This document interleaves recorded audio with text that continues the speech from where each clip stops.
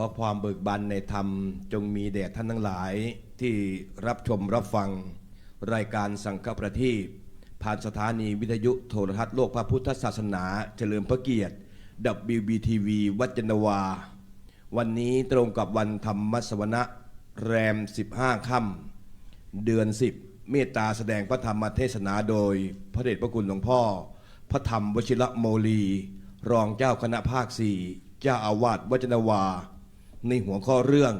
ขันติกถากถาว่าด้วยความอดทน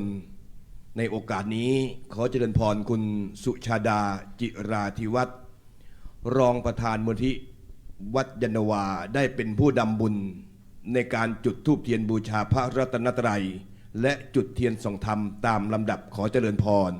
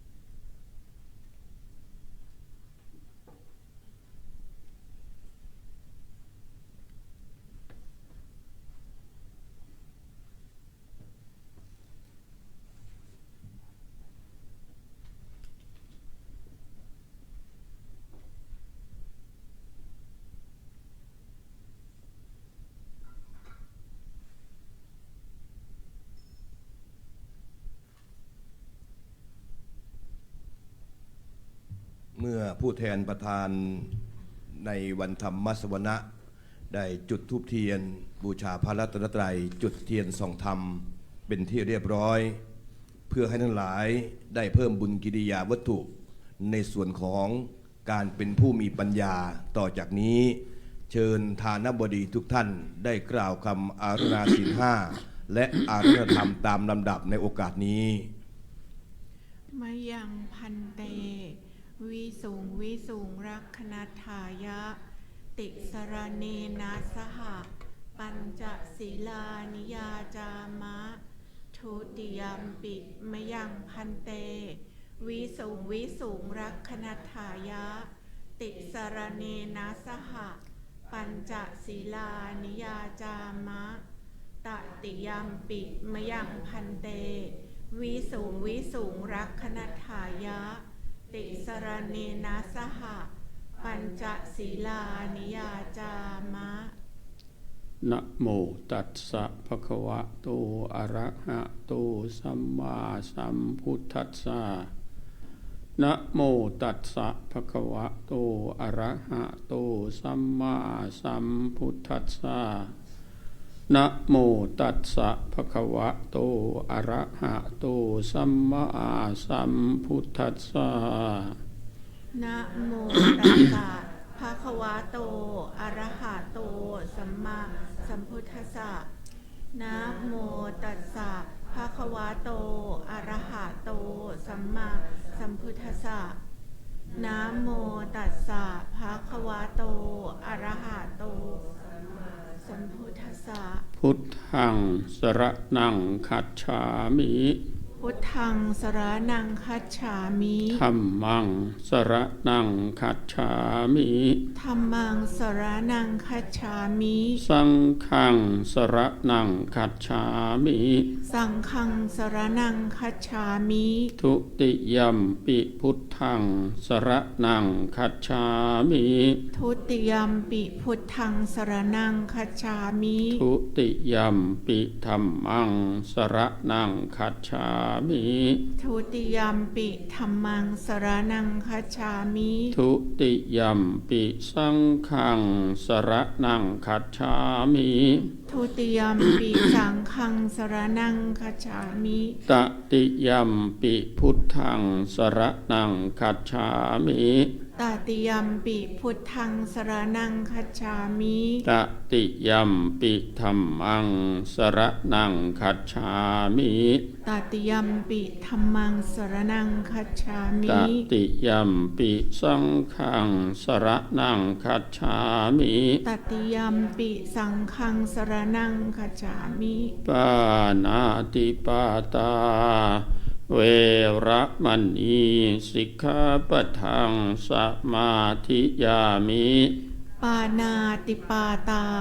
เวรามณีสิกขาปะทังสมาธิยา อ มิ ทินนาทานาเว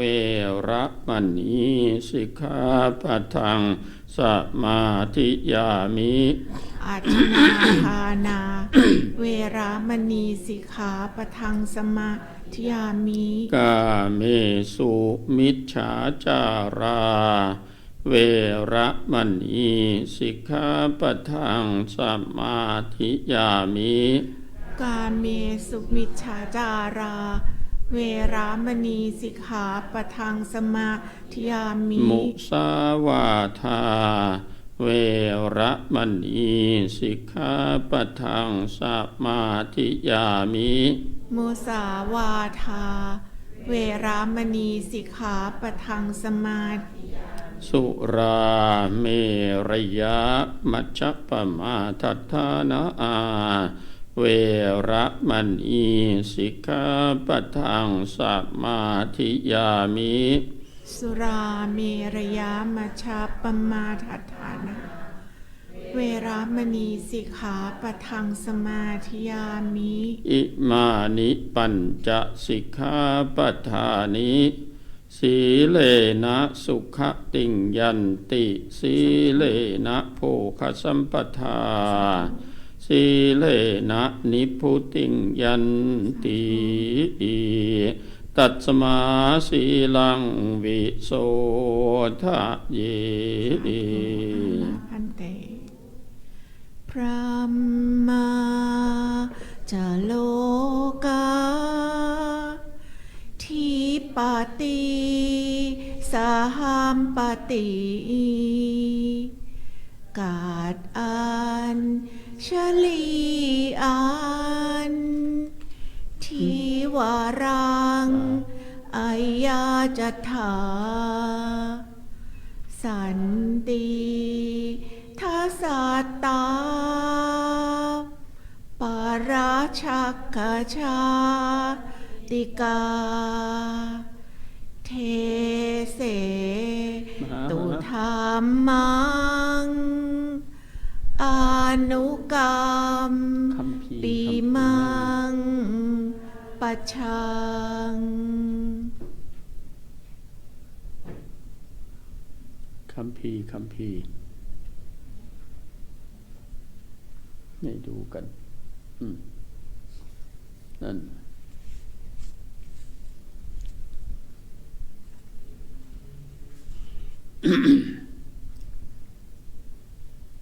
นะโมตัสสะภะคะวะโต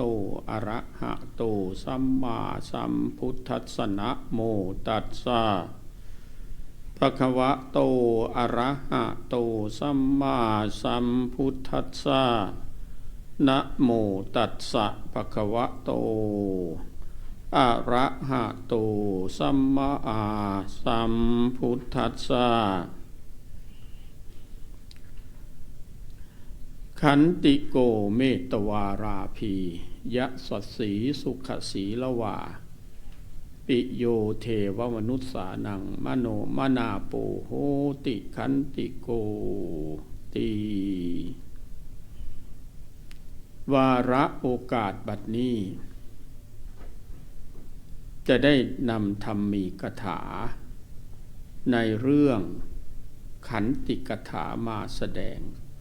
ซึ่งเป็นธรรมะที่สำคัญยิ่งในคัมภีร์ทางพุทธศาสนาที่พระเจ้าทรงตรัสไว้ ทั้งนี้ทั้งนั้นก็เพื่อให้ญาติโยมพุทธบริษัทได้นำเอาไปคิดพิจารณาสร้างฐานะของตัวเอง ให้มั่นคงคำว่าขันติในที่นี้นี่ เป็นการอดทนอดกลั้นแล้วก็อดออมอย่างที่ท่านมหาชาครินทร์ได้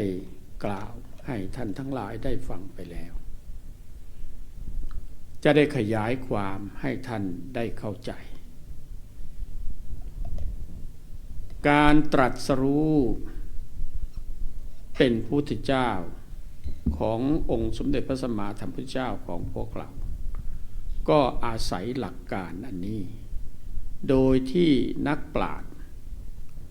ในประเทศอินเดียในสมัยนั้นคิดว่าเป็นดินแดนที่เกิดก่อนถ้าตามหลักเกิดก่อนอย่างไรเพราะว่าถิ่นนั้นนี่เป็นถิ่นที่สูงมากแล้วก็โลกโดยเฉพาะอย่างยิ่งก็ความร้อนขึ้นแล้วก็น้ำก็งวดลงที่ไหนเป็นภูเขาที่ไหนสูงก็จะมีผู้คนเข้าไปอยู่อาศัยอย่างในประเทศไทยเหล่านี้ก็เหมือนกันถ้าเราจะสังเกตให้ดีก็คือแถวทางภาคอีสานภาคเหนือนี่ถือว่าเป็นเมืองใหม่ภาคอีสานจะเป็นภาคที่ร้อนระอุไม่น้อยทีเดียวโดยเฉพาะศิลปะบ้านเชียงจังหวัดอุดรธานีหรือหลายๆแห่งที่ท่านนักปราชญ์พวกธรณีพวกภูมิศาสตร์ทั้งหลายได้ศึกษาแล้วก็เอาเก็บมาคิดหลักคำสอนทางพุทธศาสนาของเราเกิดขึ้นที่ประเทศอินเดียและเป็นหลักคำสอนที่เรียกว่าใช้ประโยชน์ได้ศาสนาไหนก็สุดแท้แต่ก็ออกมาคล้ายๆกันทั้งหมดทั้งปวงนั้นศาสนานั้นเป็นอาหารใจอาหารทั่วไปเนี่ยเป็นอาหารที่พวกเราได้ดื่มได้กินได้รับประทานกันแต่อาหารใจนี่พวกเราต้องหาได้จากศาสนาถ้าพวกเราไม่มีศาสนาเป็นอาหารใจหรือมนุษย์ไม่มีศาสนาเป็นอาหารใจนั้นก็จะร้ายยิ่งกว่าสัตว์จะเห็นได้เลยว่าปัจจุบันนี้มันจะมีมากขึ้นเรื่อยๆต้องอาศัยหลักขันติกถาแปลว่าความอดทนอดกลั้นแล้วก็อดออมหลัก3หลักนี้เป็นหลักสำคัญคำว่าอดทนในที่นี้ก็หมายความว่าอดทนต่อความหนาวความร้อนความหิวความกระหายอดทนต่อความลำบากตรากตรำตั้งใจทำมาหากินเลี้ยงชีวิตของตัวเองเพราะอะไรเพราะหลักคำสอนที่พระพุทธเจ้าตรัสรู้น่ะนะพวกเราอาตมาเคยย้ำเป็นประจำว่าที่พระพุทธเจ้าตรัสรู้ก็คือทุกข์อริยสัจสี่ความจริงของชีวิตนี่4ประการนั่นก็คือทุกข์ขึ้นก่อนแล้วเสร็จแล้วก็ต้องสาวหาเหตุว่าทุกข์สมุทัยนิโรธมรรคเขาเรียกว่าทุกข์เรียกว่า suffering ภาษาอังกฤษเขาเรียกว่า suffering The Four Noble Truths ภาษาอังกฤษว่า The Four Noble Truths ก็หมายความว่าสัจธรรม4ประการนี่ก็คือทุกข์เรียกว่า suffering เมื่อมีทุกข์เกิดขึ้นพระพุทธเจ้าไม่ให้มองข้ามหรือมองผิวเผินทุกข์คือปัญหาชีวิตจะพ้นทุกข์ได้ต้องอาศัยชีวิตนี้เลยทุกข์จะพ้นเราจะพ้นจากชีวิตได้พ้นจากทุกข์ได้ก็ต้องอาศัยชีวิตนี้เป็นหลักในอริยสัจสี่พระเจ้าความพระองค์ตรัสไว้เลยว่ากามตัณหาภวตัณหาวิภวตัณหาทุกข์มันเกิดจากตัณหาทำให้คนตาหัน หมุนไปหมุนมาอุ้ยเรื่องกามต้องการยิ่งต้องการยิ่งต้องการมากความทุกข์ก็มีมากเพราะฉะนั้นความต้องการต้องดูที่ตัวเราเองว่าเราเกิดมาในฐานะอย่างนี้เราจะไปเปรียบเทียบกับคนที่เขาเกิดมาในฐานะที่สูงส่งเป็นบุญนำกรรมแต่งของเขาให้เขาเป็นอย่างนั้นแต่เราถ้าหากไม่ถดถอยตั้งใจทำมาหากินขวนขวายหาไปเรื่อยๆเรียกว่าแสวงหาแล้วก็ทำไปเรื่อยๆอดออมเอาไว้รักษาทรัพย์สมบัติไปเรื่อยๆแล้วเสร็จแล้วมันก็ค่อยพอกพูนไปเรื่อยๆเป็นไปอย่างนั้นเพราะฉะนั้นจึงใช้คำว่าความต้องการมีแต่ในขณะเดียวกันเราก็ต้องรู้จักว่าคนเราเกิดมาไม่เหมือนกันแต่ในขณะเดียวกันความขยันขันแข็งอดทนอดกลั้นเนี่ยมันจะทำให้พวกเรามีฐานะดีขึ้นไปเรื่อยๆแล้วเสร็จแล้วก็บุญมาวาสนาส่งก็อาจจะเป็นเศรษฐีอย่างเขาบ้างเป็นไปได้ทั้งนั้นและทั้งหมดทั้งปวงนี้ก็ขึ้นอยู่กับว่าต้องตั้งใจจริงเอาจังกับชีวิตทีนี้ขันติโกเมตวาลาภีขันติโกก็หมายความว่าคนมีขันติซึ่งแปลความอย่างนี้นะคำว่าขันติโกเมตวาลาภีนั่นก็คือคนที่มีขันติเนี่ยคนที่มีขันติมีความเมตตาเอื้ออาทรแล้วเป็นผู้มีลาภแล้วก็มียศแล้วก็มีผู้ช่วยเหลือเกื้อหนุนขันติโกเมตวาลาภียะสัตสีสุขสีละวานั่นก็หมายความว่ายะสัตสีเป็นคนมียศสุขสีละวาเป็นคนมีความสุขปิโยเทวมนุษย์สานังเป็นที่รักของเทวดาและมนุษย์ทั้งหลายแล้วก็มนาโปโหติขันติโกก็หมายความว่าทำให้คนที่มีขันติเป็นที่รักของเทวดาแล้วก็คนก็เคารพบูชานั่นแหละเป็นลักษณะอย่างนี้นั่นอธิบายให้ฟังเป็นคำว่าอดทนในที่นี้ก็หมายความอดทนต่อความหนาวความร้อนความหิวความกระหายอดทนต่อความลำบากตรากตรำคำว่าอดกลั้นในที่นี้คืออย่างไรมันเป็นกิเลสของพวกเรานั่นแหละเราอยู่กันเป็นครอบครัวไม่ใช่หมายความว่าพี่น้องจะไม่มีปากมีเสียงมีทะเลาะเบาะแหวงกันมันมีทั้งนั้นแหละบางครั้งทำถูกใจบางครั้งทำไม่ถูกใจหรือยิ่งสามีภรรยาเพราะเรารักกันแล้วเสร็จแล้วตัดสินใจแต่งงานกันแล้วเสร็จแล้วก็อาจจะมีบางครั้งบางคราวทะเลาะเบาะแว้งกันบ้างแต่อย่างไรเสียก็ดีเราต้องคำนึงถึงว่าเราตัดสินใจสร้างครอบครัวแล้วต้องใช้ความอดทนแล้วก็อดกลั้นคำว่าอดทนในที่นี้ก็คืออดทนต่อสิ่งแวดล้อมความหนาวความร้อนความหิวความกระหายอดทนต่อความลำบากตรากตรำตั้งใจทำมาหากินแต่อดกลั้นในที่นี้เนี่ยหมายถึงอารมณ์ของคนที่อยู่ในครอบครัวเดียวกันอารมณ์ของคนที่อยู่ในห้างร้านบริษัทเดียวกันทำงานร่วมกันมันก็ต้องมีบ้างแล้วเราก็ต้องอาศัยความอดกลั้นอะไรควรพูดอะไรไม่ควรพูดเหมาะสมไม่เหมาะสมต้องพิจารณาหน้าหลังต้องเป็นอย่างนั้นแล้วเราถึงจะอยู่กันได้ต้องคิดดูสิว่าผู้ที่ท่านที่ได้สร้างฐานะของตัวเองเจริญรุ่งเรืองในหน้าที่การงานแต่เลยมีความสุขภายในครอบครัวกว่าที่เขาจะมีห้างร้านบริษัทใหญ่โตขึ้นมานั้นไม่ใช่หมายความว่าเขาอยู่เฉยๆเป็นคนขยันหมั่นเพียรวันก่อนก็มีคนท่านที่เป็นเศรษฐีเขามีคนแนะนำให้รู้จักก็มาพบมาพูดมาคุยกัน น่าศึกษาชีวิตของท่านท่านก็เป็นคนที่ขยันหมั่นเพียรจริงๆห้างร้านใหญ่โตว่าอย่างนั้นแล้วก็มีพวกลูกจ้างคนงานมากมายท่านเสียสละมาเยี่ยมก็น่าอนุโมทนาแต่พื้นเดิมอยู่ที่ขอนแก่นแล้วแต่มาศึกษาเล่าเรียนที่นี่จากนั้นก็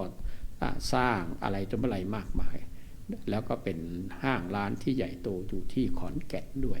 อันนี้ก็เล่าสู่ฟังเพราะฉะนั้นเนี่ยผู้ที่จะมีความสำเร็จในชีวิตไม่เพียงแต่การทำงานแม้การศึกษาเล่าเรียนก็ทำนองเดียวกันถ้าหากเราไม่มีความขยันหมั่นเพียรแล้วไม่เอาจริงเอาจังกับชีวิตเราก็ไม่สามารถที่จะสำเร็จในการศึกษาระดับสูงได้นั่นต้องเอาจริงเพราะว่าชีวิตอย่างอาตมานี่จบปริญญาโทที่อินเดียกลับมาทำงานที่มหาจุฬาแล้วสอบชิงทุนได้ก็ไปเรียนต่อที่มหาวิทยาลัยพาราณสีแล้วไม่ใช่ของง่ายด้วยต้องอาศัยการต่อสู้ไม่น้อยทีเดียวนะท่านอื่นๆก็ทำนองเดียวกันนะพวกที่จบระดับสูงดีไม่ดีในขณะที่กำลังเรียนอยู่นั่นก็มีหลายท่านนะถึงแก่กรรมในช่วงระยะนั้นแหละยังไม่จบเลยก็มีหลายคนอันนี้ก็เล่าสู่ฟังเพราะว่าอินเดียนี่เป็นดินแดนที่น่าศึกษาอีกอย่างหนึ่งก็คือเนื่องจากอินเดียนี่เป็นเมืองขึ้นของอังกฤษได้อาศัยทุนร้อนนั่นแหละให้คนแอฟริกาหลายประเทศทีเดียวหรืออื่นๆด้วยที่สอบชิงทุนได้จากญี่ปุ่นก็มีจากแคนาดาก็มีจากคนอังกฤษก็มีจากคนมาจากที่อเมริกาก็มีมาเรียนอยู่อาตมาอยู่ที่เขาเรียกว่า International House ซึ่งเป็นนักศึกษาจากหลายประเทศมาอยู่ที่นั่นอังกฤษเขาให้เงินให้ชาวอินเดียให้การศึกษาและในขณะเดียวกันก็ให้ทุนการศึกษาแก่พวกครูบาอาจารย์ที่อินเดียเขาเป็นมีผู้จัดการอยู่ที่นั่นเลยส่งเงินส่งทองมาให้แล้วในขณะเดียวกันเขาก็ดูแลตามฐานะแล้วแต่ว่าระดับไหนอย่างไรก็เป็นเรื่องที่ดีอาตมาก็ได้ทุนของอินเดียสอบชิงทุนได้ก็เลยไปเรียนต่อที่นั่นอยู่ที่นั่นมา4 ปีไม่ใช่ง่ายชีวิตอยู่ที่นั่นแต่เราก็จำเป็นอยู่เองจะต้องทำจนให้เป็นผลสำเร็จอันนี้ก็เรียกว่าต้องต่อสู้ชีวิตไม่น้อยทีเดียวเพราะฉะนั้นนี่เมื่อจบมาแล้วหลวงพ่อเจ้าคุณสมเด็จเจ้าวาดวัดเป็นอดีตเจ้าวาดวัดเบญจมบพิตรท่านก็บอกว่าฉันมองไม่เห็นใครนอกจากเธอเท่านั้นที่จะไปทำหน้าที่เพราะว่าดร.โจเซฟได้นิมนต์เราไปเที่ยวไปเยือนประเทศ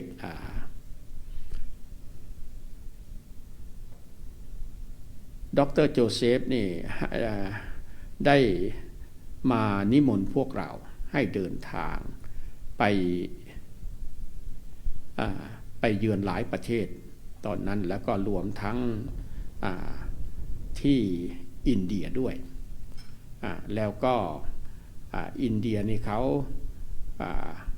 ประเทศสวิตเซอร์แลนด์ขออภัยประเทศสวิตเซอร์แลนด์ไปเยือนประเทศสวิตเซอร์แลนด์เพราะว่าตอนนั้นเมื่อเราไปได้รับนิมนต์โดยที่องค์สมเด็จย่าเหล่านี่แหละพระองค์ท่านทรงปรารถนาอยากจะมีวัด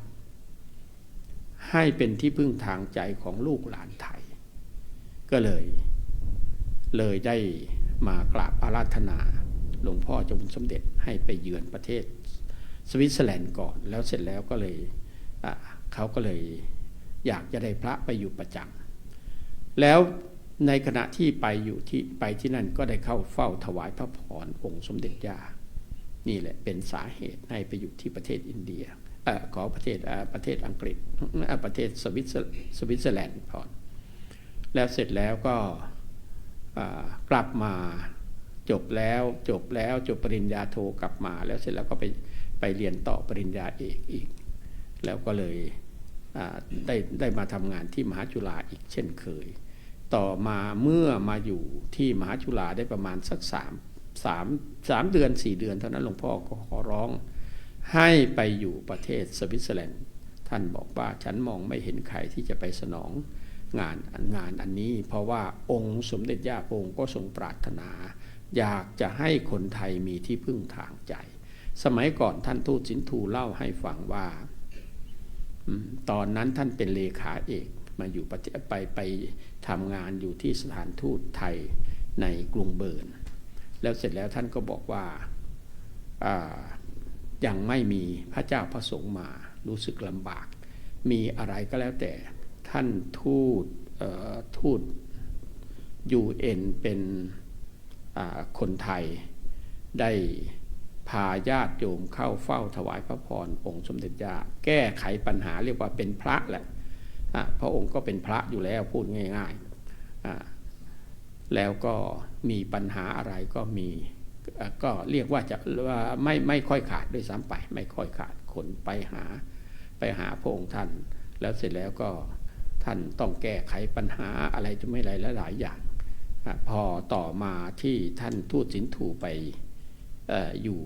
ประเทศสวิตเซอร์แลนด์เป็นทูตที่สวิตเซอร์แลนด์ท่านพูดให้ฟังว่า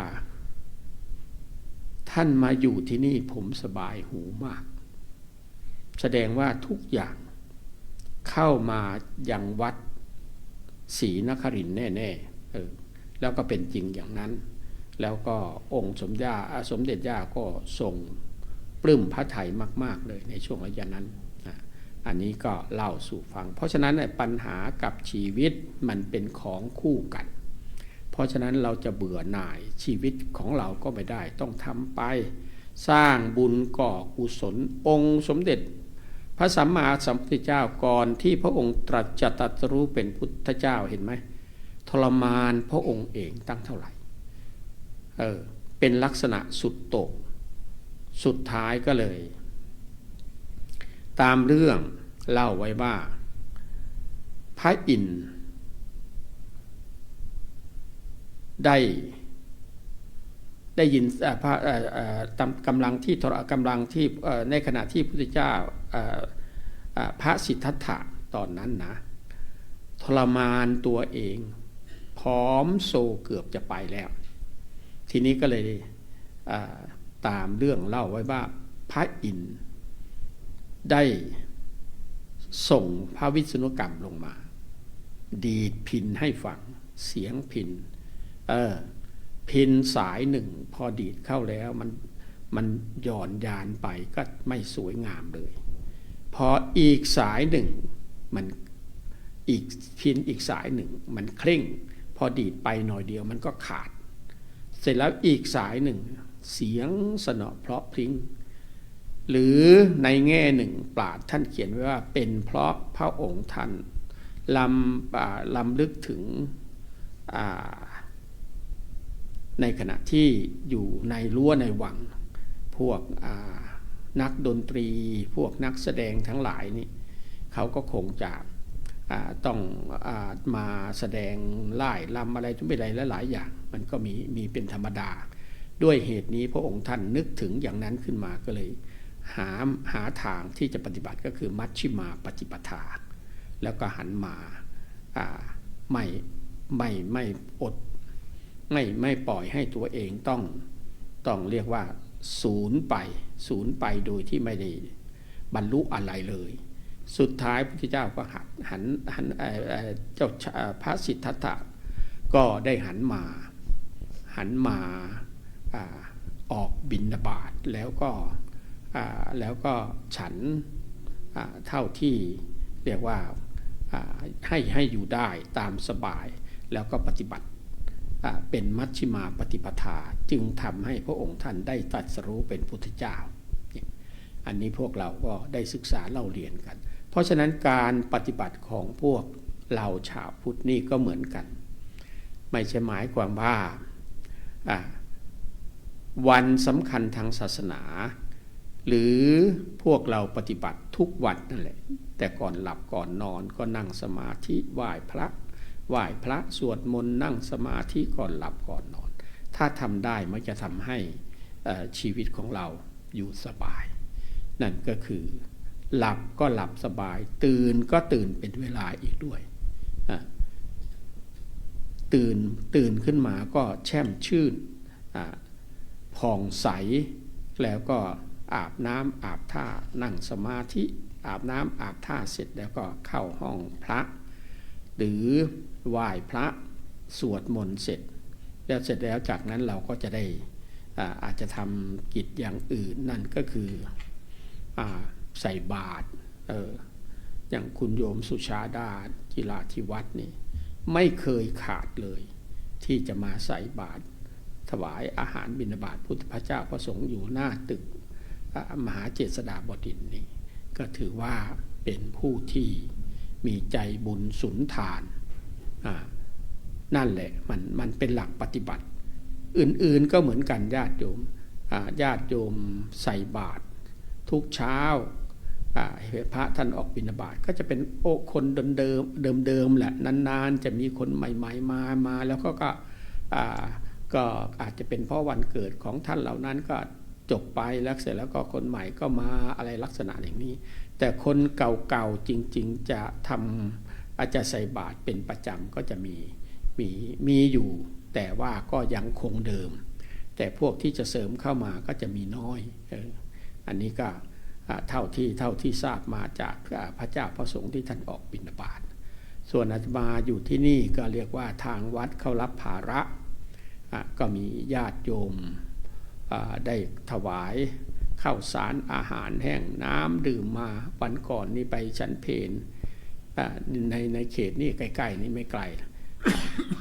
บริษัทอะไรไม่ทราบอาตมาจำไม่ได้นะแล้วก็เขาก็เอาน้ำมาถวายเอาข้าวด้วยทั้งข้าวทั้งน้ำมาถวายอาหารแห้งด้วยอันนี้ก็เป็นบุญเป็นกุศลนั่นก็คือน้ำใจของชาวพุทธเราเนี่ยเป็นผู้ค้ำจุนให้พระเจ้าพระสงฆ์อยู่ได้พระวัดอาศัยพระกับพระอาศัยชาวบ้านก็อาศัยวัดวาอารามก็อย่างที่เคยพูดไปแล้วว่าคิดถึงวัดที่ท่านพระยอมพูดว่าคิดถึงวัดตอนจะเผาผีคิดถึงพระตอนไปส่งวิญญาณเหมือนบุรุษไปรษณีย์นั่นแหละมันไม่ใช่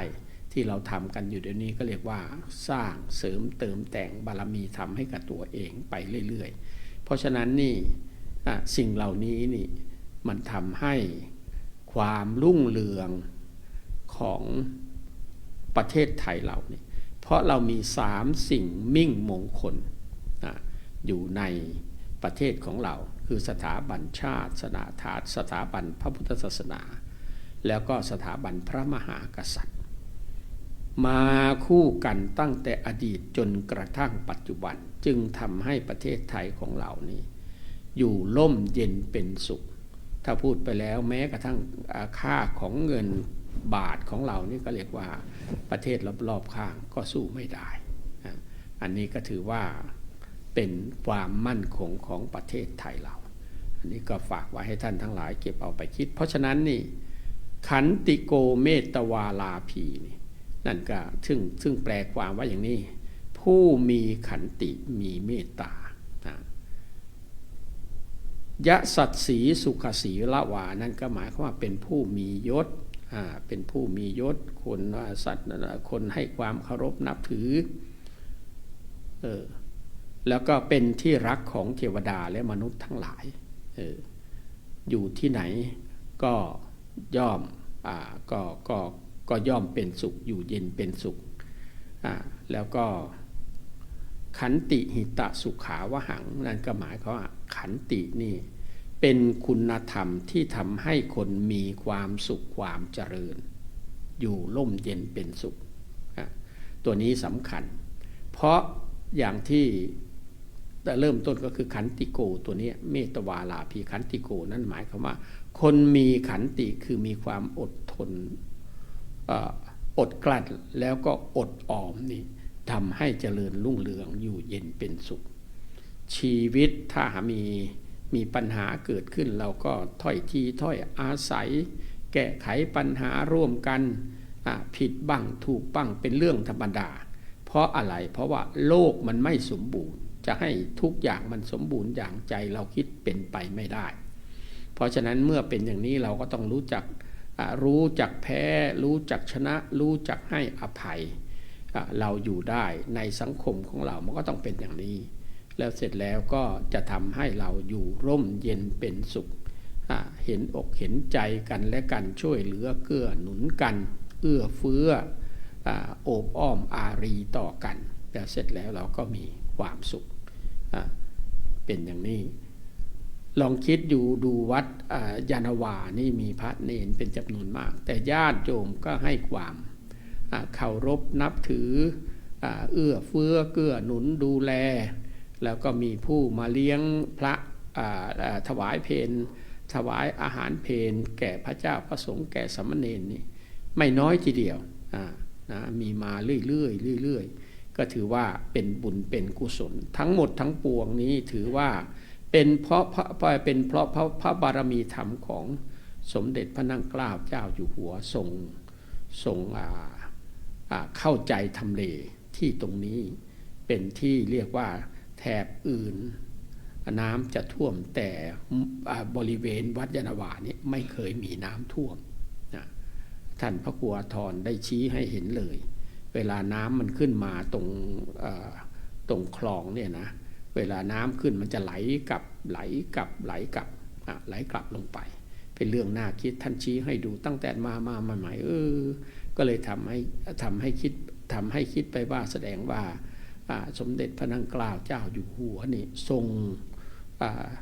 สังเกตเพราะที่นี่มันเป็นที่ทำไร่ไถนาของเขาสมัยก่อนแล้วพระองค์ก็เลยอาศัยที่ตรงนี้เป็นที่จอดพระสำเภานาวาพระราชพาหนะของพระองค์ท่านค้าขายทางเรือแล้วอาศัยพระบารมีธรรมนี้แหละจึงทำให้รัชกาลที่5ได้ใช้เงินคลังหลวงออกสร้างเสด็จไปสร้างสัมพันธไมตรีกับมหาอำนาจประเทศมหาอำนาจในโลกตะวันตกจึงทำให้ประเทศไทยของเรารอดพ้นภัยผ่านมาจนกระทั่งปัจจุบันนี้อันนี้ก็เล่าสู่ฟังเพราะนั้นขันติตัวนี้มันตีความกว้างมากๆถ้าเราพิจารณาชีวิตของเราถามดูตัวเองถามตัวเองดูว่าชีวิตของเราตั้งแต่อดีตจนกระทั่งปัจจุบันตั้งแต่สมัยเรียนหนังสือจนขณะนี้เนี่ยเราได้ใช้ขันติธรรมของเรานี่ดูแลตัวเราเองอย่างไรจึงทำให้มีความสำเร็จในชีวิตของเราก็รู้เลยมันเป็นลักษณะนี้เพราะฉะนั้นนี่คาถาที่อาตมายกขึ้นมาขันติโกเมตวาราภียสัตสีสุขสีละวาปิโยเทวมนุษสานังมนาโปโหติขันติโกนั้นก็หมายความว่าผู้ที่มีขันติเนี่ยนอกจากได้มีบุญมีลาภมียศมีสรรเสริญแล้วยังเป็นที่รักของเทวดาและมนุษย์ทั้งหลายมันก็เป็นจริงนะถ้าว่าไปเป็นที่รักอย่างไรเมื่อผู้คนสรรเสริญเทพเทวาท่านก็ปกป้องคุ้มครองให้ท่านผู้นั้นที่มีน้ำใจมีขันตินั่นเลยอยู่ร่มเย็นเป็นสุขเนี่ยเป็นอย่างนี้มีคาถาอีกตอนหนึ่งที่บอกว่า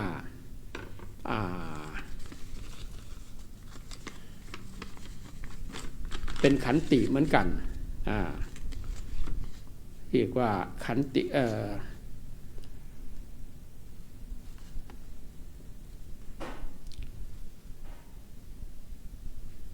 ขันติทีรัสลังกาโรขันติตะโปตปัสสิโน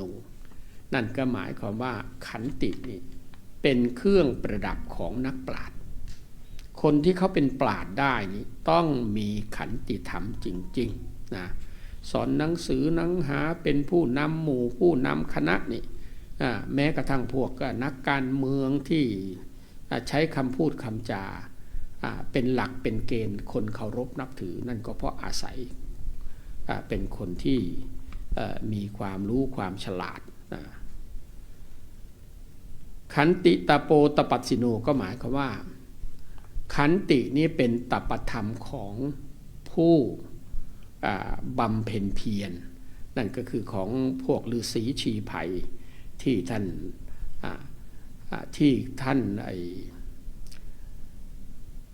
บำเพ็ญพลดนั่นก็คือบำเพ็ญเพียรของท่านจนได้บรรลุมรรคผลนิพพานอย่างพระพุทธเจ้าของเราที่อาตมายกให้เห็นนะนั่นแหละแล้วก็ในขณะเดียวกันขันติตัวนี้เป็นพลังของผู้อดทนอดกลั้นเป็นพลังที่สำคัญขันติตัวนี้แหละมันนำความสุขความเจริญมาให้แก่เราขันติหิตะสุขาวหังหิตะสุขาวหังแปลว่ามีได้รับความสุขขันติได้ประโยชน์สุขนั่นแหละนำประโยชน์สุขให้เกิดขึ้นแก่ผู้ที่มีขันตินำประโยชน์สุขให้เกิดขึ้นแก่ผู้มีขันติเพราะฉะนั้นนี่ท่านทั้งหลายลองเก็บเอาไปคิดพิจารณาขันติธรรมตัวนี้นี่สร้างโลกให้เจริญรุ่งเรืองมาตั้งเท่าไหร่ผู้หลักผู้ใหญ่ของพวกเราที่ท่านเอาใจใส่เกี่ยวกับการสร้างบ้านสร้างเมืองกว่าจะสำเร็จเป็นวัดวาอารามขึ้นมาได้กว่าที่จะสำเร็จเป็นสถาบันชาติสถาบันพระมหากษัตริย์แล้วก็สถาบันศาสนาขึ้นมาไม่ใช่ของง่ายนะเราเห็นอย่างสำนักพระราชวังสำนักพระราชวังของเรานี่ก็เรียกว่าใหญ่โตแล้ววัดเก่าๆในสมัยอดีตอย่างวัดโพเป็นต้นแล้วก็ขอไปวัดพระเชตุพนวิมลมังคลารามวัดมหาธาตุเป็นต้นแล้วก็วัดราชบพิตรเหล่านี้ล้วนแต่เป็นวัดที่สวยงามในอดีตจะสร้างแบบปัจจุบันสร้างได้ไม่งามเท่าหายากที่สุดนะนั่นแหละนั่นถือว่าแม้กระทั่งสำนักพระราชวังก็ไอ้วัดพระแก้วเนี่ยอยู่ในสำนักพระราชวังนั้นก็เรียกว่าสวยงามเห็นได้เลยเลยถือว่าเป็นมรดกที่ล้ำค่าที่อยู่ในประเทศไทยของเราเนี่ยเพราะฉะนั้นพวกชาวต่างชาติเขามาเยือนประเทศไทยเขาสบายใจมากเขาเรียกว่า Thailand is smiling land นั่นก็หมายความว่าบ้านเราเมืองเรานี่ไม่เคยตกเป็นเมืองขึ้นของใครลูกหลานไทยอยู่ร่มเย็นเป็นสุขหน้าตายิ้มแย้มแจ่มใสเป็นมิตรไมตรีกับชาวบ้านมีพวกสวิตเขาเดินทางมาพอไปเยี่ยมเพื่อนเป็นช่วงระยะที่เขากำลังทานอาหารกันเขาเรียกทานอาหารไม่กล้าเขาเลยถามหนึ่งว่าทำไมคนไทยเราเนี่ย ในขณะที่ทานอาหารอยู่ทำไมถึงไปเรียกพวกเราที่ไม่ได้บอกเลยไม่ได้บอกเลยว่าจะมาเยี่ยมไปเห็นเข้าเขาขอให้เข้าทานอาหารด้วยควรจะทำหรือไม่ควรทำอาตมาก็เลยบอกว่านั่นแหละเป็นเรื่องสำคัญที่คุณควรใส่ใจถ้าคุณไม่รับคำเชิญของเขาในขณะนั้นนะเขาจะเสียใจมากคุณทานได้เป็นเรื่องที่ดีเขาก็บอกว่าอาหารอร่อยเขาก็ทำได้เพราะว่าเขาก็เคยมีคนไทยที่อยู่ประเทศสวิตเซอร์แลนด์เนี่ยขออภัยเคยทานอาหารไทยที่มีประเทศขออภัยสวิตเซอร์แลนด์เนี่ยนะโดยเฉพาะที่เมืองซูริกเนี่ยมีภัตตาคารประมาณ50แห่งลองคิดดูอาหารไทยเรามีชื่อเพราะนั้นเมื่อเขาได้ทานอาหารแล้วเขาก็ดีใจแล้วก็เจ้าของบ้านเขาก็ถือว่าเป็นเกียรติสำหรับเขาด้วยคุณไม่ต้องไปคิดอะไรเลยคนไทยเป็นลักษณะอย่างนั้นถ้าคุณปฏิเสธไม่ทานข้าวกับเขาเนี่ยเขาจะเสียใจคุณทานข้าวกับเขานี่ดีที่สุดแล้วก็เลยว่าอย่างนี้ให้กำลังใจเขาแล้วโดยเฉพาะอย่างยิ่งพวกเรานั้นนี่แถวอุดรขอนแก่นทางภาคอีสานเนี่ยแต่งงาน โดยเขาเรียกอะไรเมืองซูริกเนี่ยมันมีเมืองหนึ่งเรียกว่าวินเตอร์ทูนั้นมีชาวอุดรมาแต่งงานที่นั่นเยอะเลยจนเขาเรียกว่าเมืองวินเตอร์ทูธานีนะเป็นที่รู้กันอันนี้เป็นแล้วพอมาอยู่เท่านั้นเขาก็มีตั้งฐานะของเขาได้ด้วยการนี่เปิดภัตตาคารทั้ง3-4 แห่งไม่เคยที่จะนั่นดีไม่ดีก็ไม่เคยที่จะล้าหลังเรียกว่านำหน้าเลยทำให้สามีหรือครอบครัวของเขาอยู่ร่มเย็นเป็นสุขนะแล้วที่ซูริกก็ไม่น้อยก็ขออธิบายให้ญาติโยมฟังนี่แหละคือคนไทยเรานี่อาศัยพระพุทธศาสนาของเราแล้วก็เป็นคนอดทนตามหลักคำสอนทางพุทธศาสนาขยันขันแข็งทำมาหากินก็ได้เห็นคนที่มาเยือนเมื่อวานเนี่ยหน้าตาสดใส70แล้วนะแต่ว่าหน้าตาสดใสมีเขาเรียกอะไรมีห้างร้านบริษัทใหญ่โต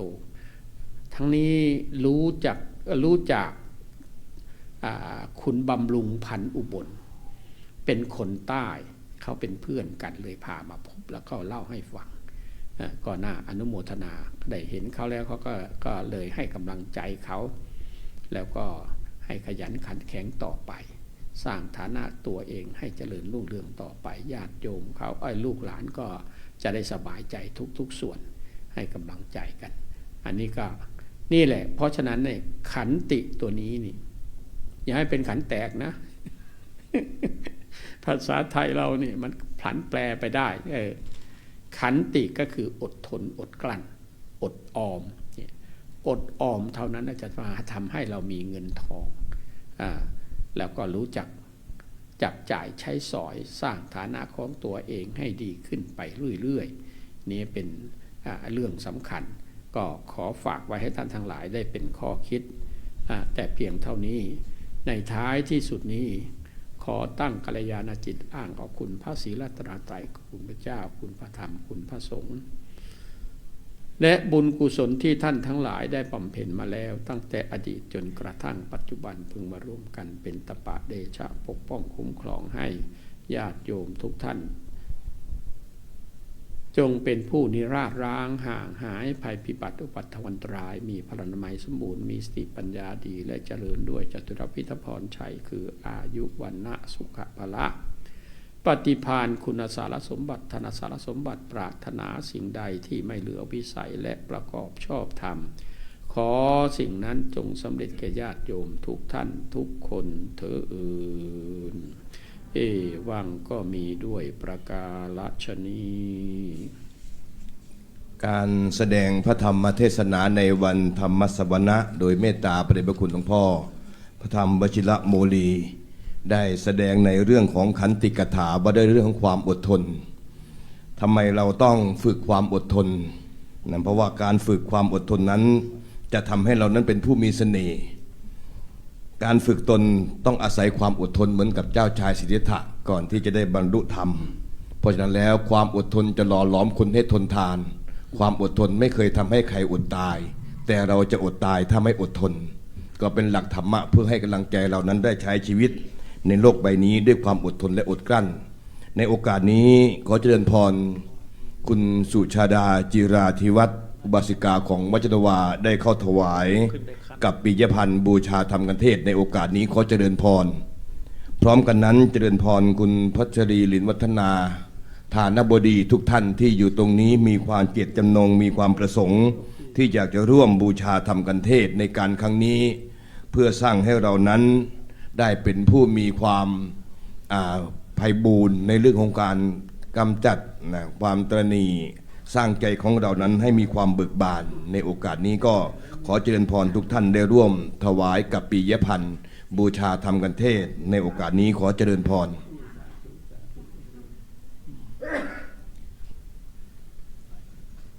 ห หากท่านทั้งหลายได้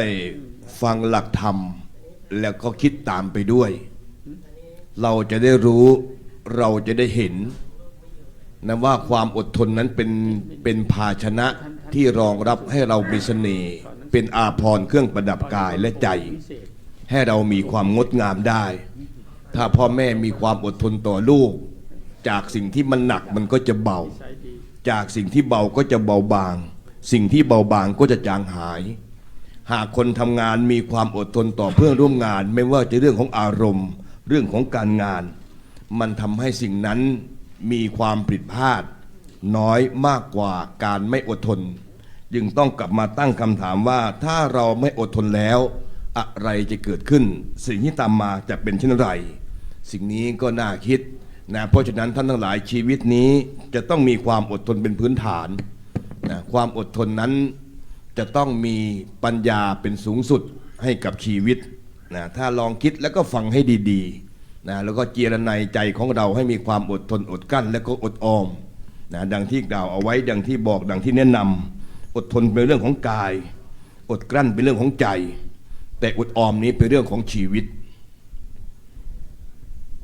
ต่อจากนี้จะได้เจริญพรทานบดีทุกท่านได้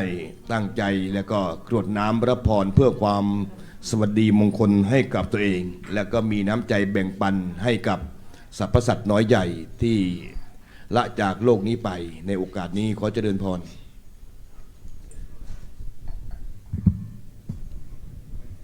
วันนี้รู้สึกท่านนั้นก็อยู่ในช่วงเขาเรียกวันศาสตร์ด้วยนะศาสตร์ไทยของเราเนี่ยเป็นพวกเขาเรียกว่าวันศาสตร์นี่เป็นการอุทิศส่วนกุศลให้กับญาติพี่น้องของเราผู้ที่ล่วงลับไปเพราะนั้นวันนี้ก็อย่าลืมจะวันศาสตร์นี้อุทิศส่วนกุศลให้กับผู้ที่ล่วงลับไปจะเป็นญาติเราหรือไม่ใช่ญาติเราก็สุดแท้แต่ถือว่าให้เขาได้มีส่วนบุญส่วนกุศลเพราะว่าเป็นช่วงระยะที่แต่ตามเรื่องที่ว่าไว้ก็คือจะยมพบาลปล่อยให้พวกเปรตเหล่านั้นนี่ขึ้นมาขอส่วนบุญเป็นช่วงระยะมาเสวยส่วนบุญส่วนกุศลที่พ่อแม่พี่น้องจะอุทิศให้นั่นแหละเป็นที่รู้กันแล้วก็โดยเฉพาะอย่างยิ่งที่อยู่ต่างจังหวัดนี่แต่ละหมู่บ้านก็จะทำเป็นข้าววันศาสตร์วันศาสตร์ออกเรียกว่าเป็นสลากกพัดให้กับพระเจ้าพระสงฆ์ด้วยแต่ละวัดละวัดนะพวกเราก็ลองอธิษฐานจิตนะไม่เฉพาะภัยตั้งใจอธิษฐานจิตให้กับพวกสรรพสัตว์ทุกหมู่เหล่าจะเป็นผีมีญาติไม่มีญาติก็สุดแท้แต่เขามาขอส่วนบุญส่วนกุศลก็ให้เขาได้มีส่วนบุญส่วนกุศลโปรดตั้งใจ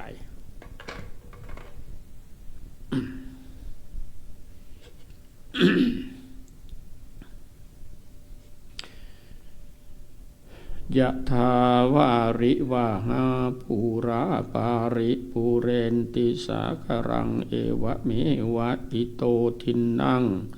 เปตานังอุปกัปปติอิชิตังปฏิตังตุมังคิปะเมวะสมิจฉตุสัพเพปูเรนตุสังกปาจันโทปนรโสยะถามะนิโชติระโสยถาสัพพิติโยวิวัชชันตุสัพพโรโควินัสตุมาเตภวัตวันตรายโยสุขีธิคายุโกภวะอภิวาทานาสีลิสนิจจังบุธาปจายิโนจัตตารโอธัมมาวัฏันติอายุวันโนสุขังพลังอายัญจะโคทักขินาทินนาสังขมิสุปฏิทิตาทีฆรัตตังหิตายัสสะฐานะโสอุปกัปปติโสยติธัมโมจะอายังนิทัสสิโตเปตานะปูชาจักตาอุราลาภลัญจะภิกขุนมนุปทินังตุมเหบุญยังปัสสุตังอนัปปกันติรัตนตยานุภาเวนะรัตนตยเตชะสาทุกขโรคาพยาเวรา โสกาสัตตุจุปัฏฐวาอเนกาอันตรายาปิวินัสสันตุจเตชะสาชยสิทธิธนังลาพังโสติภาคยังสุขังพลังสิริอายุจวันโนจะโพคังวุฒิจะยศวสตุวัสสาจะอายุจะชีวสิทธิภะวันตุเต สาธุในการรับฟังการแสดงพระธรรมเทศนาในรายการสังฆประทีปซึ่งมีทุกวันธรรมสวนะทั้ง8ค่ำและก็15ค่ำสำหรับวันนี้ท่านทั้งหลายทานบดีทุกคนเวลาได้หมดลงแล้วพบกันใหม่ในวันธรรมสวนะขอความสุขความเบิกบานใจจงมีแก่ทุกท่านทุกคนเทอญ